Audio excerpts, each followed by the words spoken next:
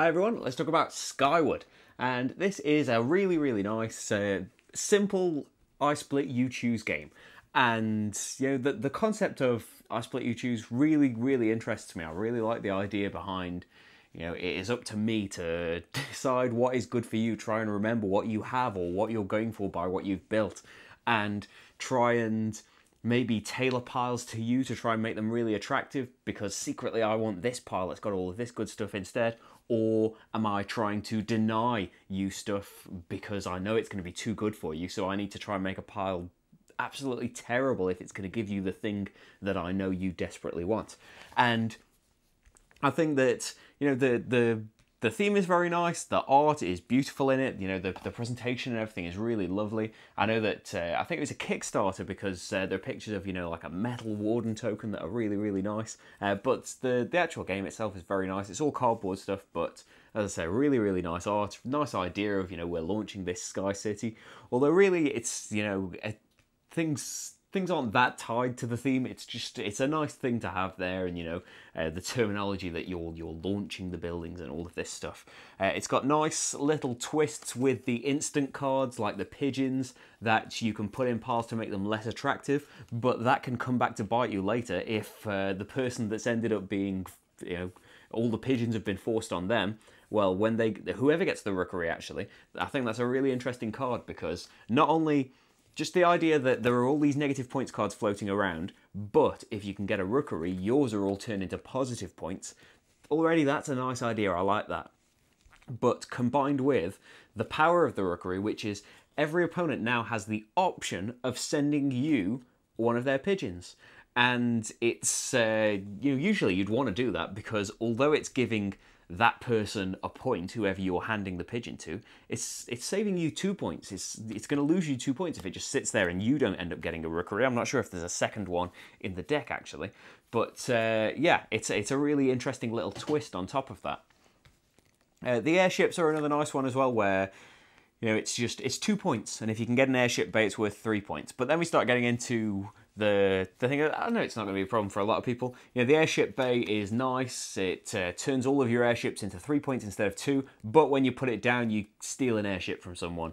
The jump gate is a nice idea because it's not necessarily stealing. But when you play this, you have to you pick an opponent and they have to choose a building that they have built and swap it with the jump gate.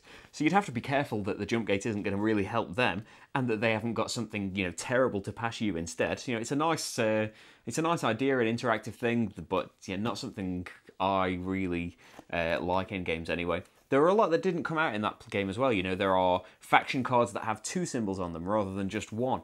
And, a lot more blue symbols that kind of rely on things that other people are building. Whereas the pink buildings are all about what you're building, giving you more points based on that. The blue buildings are about, okay, how many blue buildings have opponents built and how many points can you leverage based on that as well. So a lot of the things like the rookery and just the drafting system in general and, things that rely on things that other opponents have built, I think that the game would be a lot better with more players. I don't think it was bad with 2 players, but it felt like at every turn we were thinking, well, this will be great with more. Like from the start for splitting and choosing, we're making 2 piles and it's hard to make one pile terrible, and it's very easy to, once you have made that pile terrible, it's very easy for you to just get stuck with that. So it's a really hard thing to do, I think, in 2 players, whereas as soon as you've got 3 players, there is more stuff floating around. There are more factors that you can't think of, like maybe it's easier to remember what everybody is going for in a 2-player game, try and remember the hands and things, although neither of us are that good at that. Yeah, as soon as you've got all of these different kind of statuses of things being built, it gets made a lot more interesting. I think more of a problem in a 2-player game, though, is the end game trigger. The end game trigger is 6 buildings, and that stays the same for all of the player counts. The only thing that changes based on the player count is the number of cards that the warden draws and then splits, because you're going to split, you get 4 times the number of players basically and split them however you want. But the end game trigger is still 6 points, and you reach that really quickly to the point where I wonder if it would be better if it stayed a little bit longer in a 2-player game. Not even increase it that much, because it says 40 minutes on the box, and I would be surprised if the game, you know, took 40 minutes. Maybe if you're really taking time to decide, you know, who's splitting. But again, I'd imagine that's in a game with more players. With 2, it feels like that part isn't as interesting, and it's over just as it's getting started, really. Maybe if the limit was increased a bit more, it would feel nicer, because again, you're not going through a lot of the deck. It's a good chunk. I don't think it's quite half, but there is a very good chunk of the deck not there, and that will lead to things like the rookery might never come out. So, you know, just taking the pigeons, it's always a gamble anyway. But I think that's a nice thing to come in there. You know, those double things never came out in our game because they just happened to be further down in the deck. And I think increasing the building limit would make it a little bit longer, but it's very, very quick anyway. You know, it took us 20 minutes, if that. It's very, very, very quick, so I don't think a little bit longer would hurt it. And you would get to see a little bit further down into the deck, which I think would be a good thing. But those things aren't issues, you know, when it's as soon as you're playing with more than 2 players. I don't think they will even be an issue. You won't even have to think of them, and I think it will be far better for that.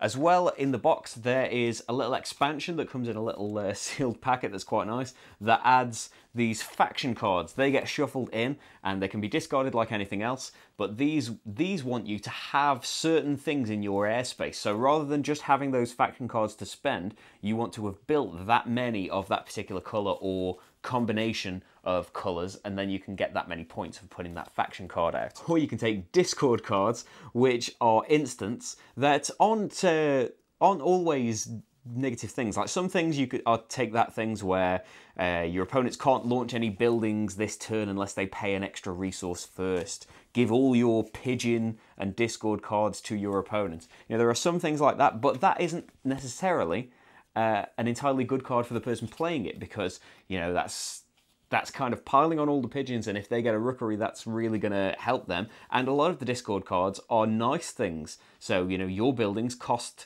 a pink and a blue less to launch, and other symbols like that. You get a cog for each one of these that you've collected, and there's 5 of them in the game, so building those up can be really nice. So playing that card that gets rid of them, that gets rid of your pigeons and your discord cards, isn't necessarily an entirely good thing for you. So I like that kind of balance of it. As I said, the things that I didn't like because of the mild take-thatiness, it's very, very, very mild in this game. And while I imagined that the discord element would add to it quite a bit, it really doesn't. It's still very, very minor. You know, I'd still rather not play with any cards that try and get in your opponent's way and things, and there is some swapping buildings around and stuff, but I think it's very, very minor, and it's not going to be an issue for almost everyone.